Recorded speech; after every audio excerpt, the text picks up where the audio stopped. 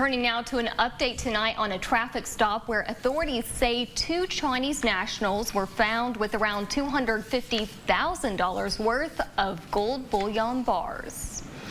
We're getting our first look at the men charged with money laundering, 25-year-old Weijian Chen and 46-year-old Wenquan Li.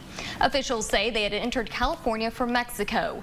Arrest affidavits show the two were stopped yesterday on Interstate 20 for erratic driving by a Wills Point police sergeant. A canine alerted the sergeant, and the gold bars were allegedly found inside the car.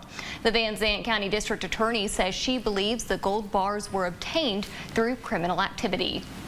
Those are the type of people that are coming in at our southern border. I'm sure there are good people. I'm sure there are good people who are leaving horrible circumstances. But amongst those good are these type who come here and help organizations that prey on U.S. citizens. The pair told the officer they were traveling from Atlanta, Georgia. Their movements were tracked to Marietta, Georgia, to a known area of cartel activity.